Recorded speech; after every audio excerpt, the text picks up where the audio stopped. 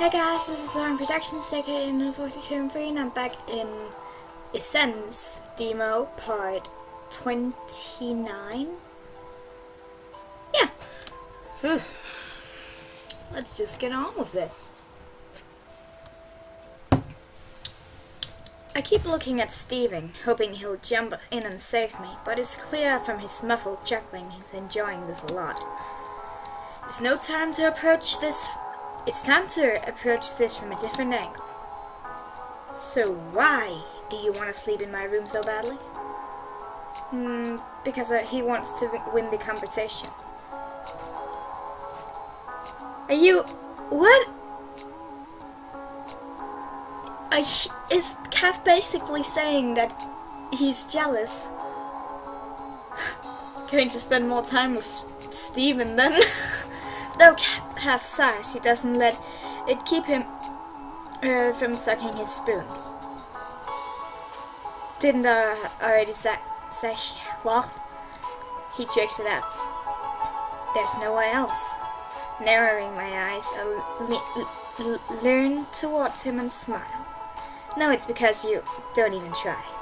Want, no, to. Don't kid yourself, metal scrap. Sleep. If you really think that in the same he shoots up. You're disgusting. And the fact that you'd even consider that, it makes me want to weep. I sleep in the same room as you for 9 months. I think I'm good.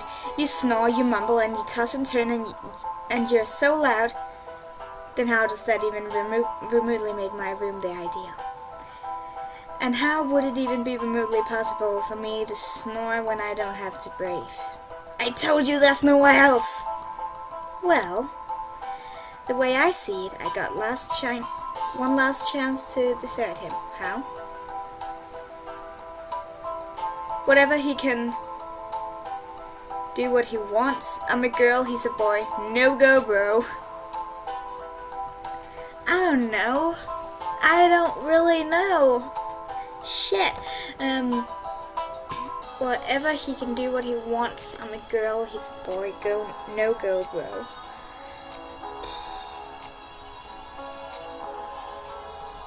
I kinda wanna argue more with him.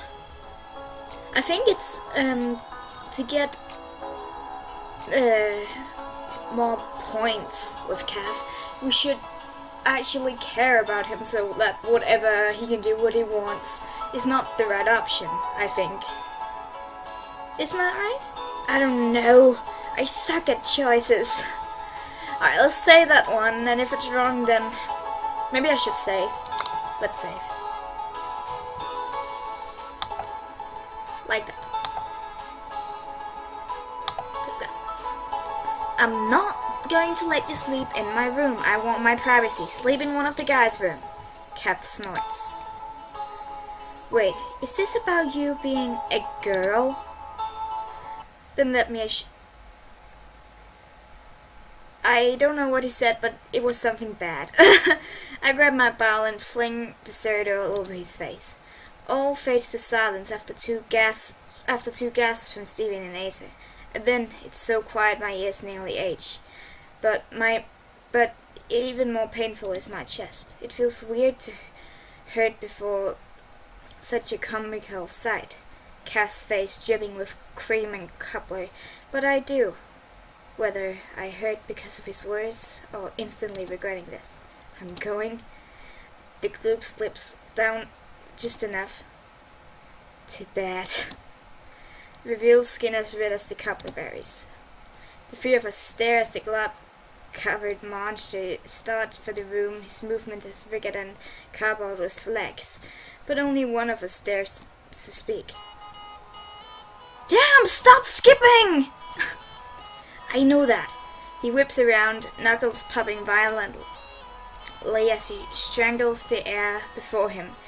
In the time between his hands, he's staring us down and finally stalking out. I can only imagine the vision of bloodshed in his mind. A frightening notion. But following his departure comes a worse realization. I wasted perfectly good dessert on him. Steven, I'm so sorry. That was the dessert you made. That we worked hard to make. In response,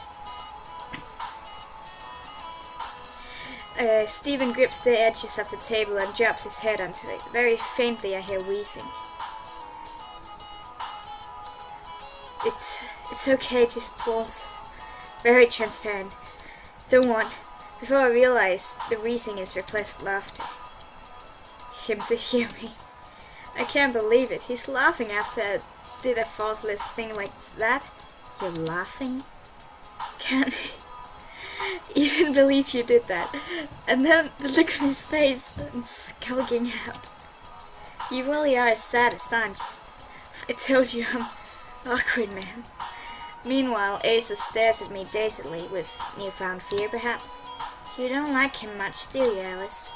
I hardly thought that was a secret. Even though he has a 12-pack? Yeah. Asa, you saw the guy. He's skin and bones. Do you really think he has a 12-pack? Even though he's a superhero too? Yeah, I don't have alliterative names, so I don't think it would work out anyway. Well, way to suck it to him. Even though now I'm kinda super afraid I'm gonna say something wrong. I'd suggest not talking altogether then. Note to self, Alice is a lady who can stand up for herself and may just fling projectiles to do so. Having recomposed himself, Stephen sits up, his glass in his face at me. I look towards the fridge as though if it's very interesting. Did Linus reclaim his something photo? No. But they were fighting each other, and all of a sudden they started getting slower and slower until they both just rolled over and passed out on the floor. They pulled an Asa, huh? Can't blame them.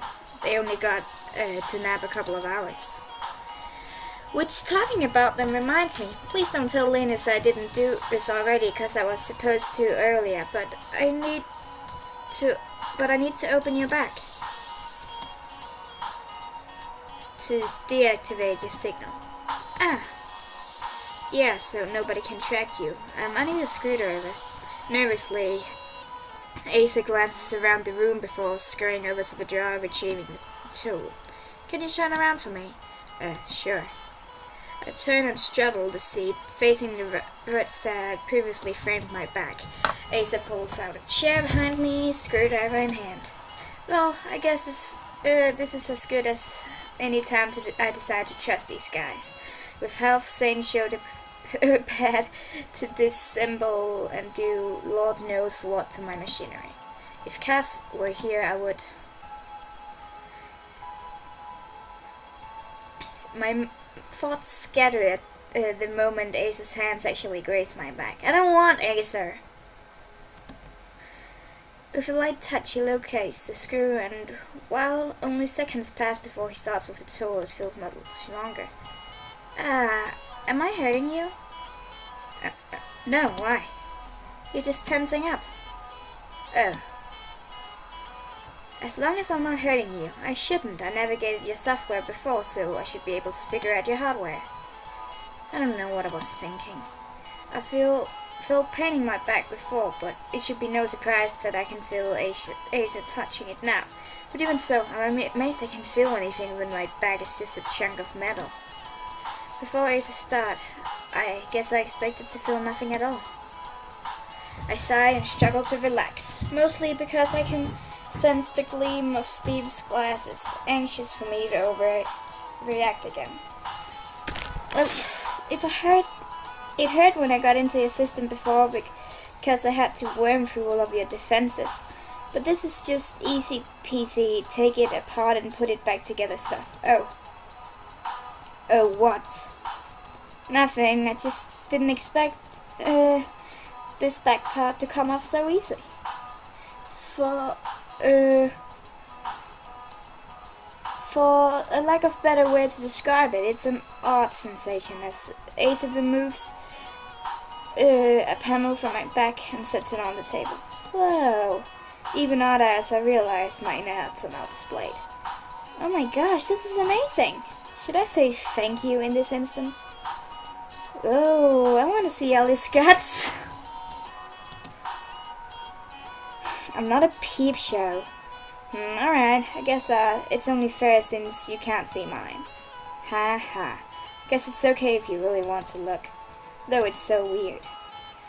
I can see your chest from in here. Remove yourself from my life. I'm just kidding, I swear. But for real, this stuff is amazing, but really complicated. Not like the peaks of VA software I've seen before. It might take a little longer than I thought. Please take your time. Don't deactivate the wrong things. Chips. I didn't get to say it. Whoa. Asa proceeds to fiddle with my insides. Even after minutes pass, he continues to oh and ah, making me wish I could see it for myself. But at the same time, I'm glad I can't. While I know I'm a machine, and know without a doubt, I feel that actually seeing the boards and cables comprising me would interest the fact that in my brain much more than I'd ever want. So I have to wonder, how human am I in this machine? How human am I to the people around me? Boop. Electricity snaps in a sharp pain through my head.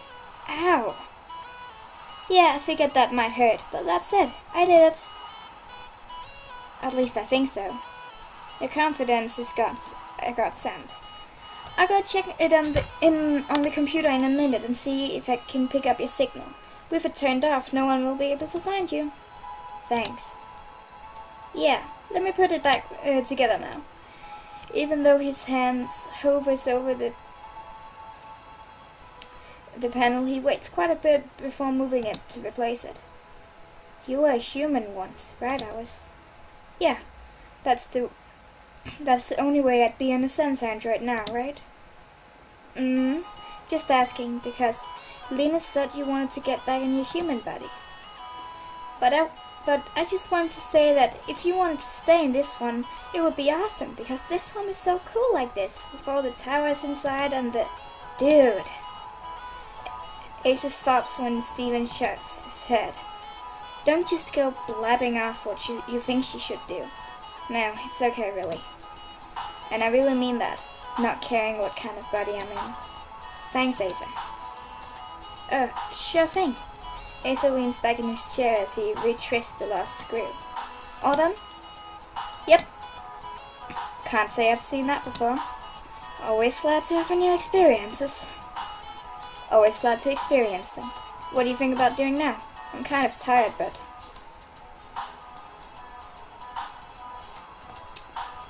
Let's sleep.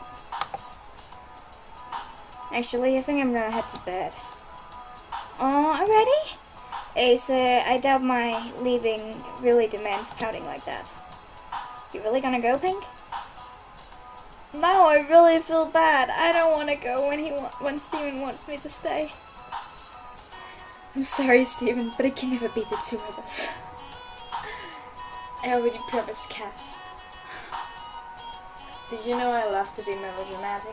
No? Well, you know now. Jeez. I try to stop you with more cobbler, but I doubt I should put another weapon in your hands. Kidding. Good night, Alice. Sweet dreams, Pink. You guys too. As I creep out, I find myself wishing I'd spent time with those two instead of holding up in my room earlier. They're both so friendly, even just after meeting me. And I think that maybe even given time, we could become friends. At least I hope. I'd love to get to know them. The creature waiting behind my door, however... Holding my breath, I enter as quietly as I can, only able to see Cath for the minimal moonlight leaking in. Coiled in a thick fabric of cocoon, he lays on the floor, thankfully instead of my bed, though he claimed the fluffiest blanket for himself. I'm willing to let that go as long as I can just tiptoe over my bed and avoid any interaction with him. Alice the cat yawns and in the crook of Cath's leg. I turn to shush her, but keep staring at the same spot even as I pass. I have to end the episode here. I'll see you in the next one. Bye!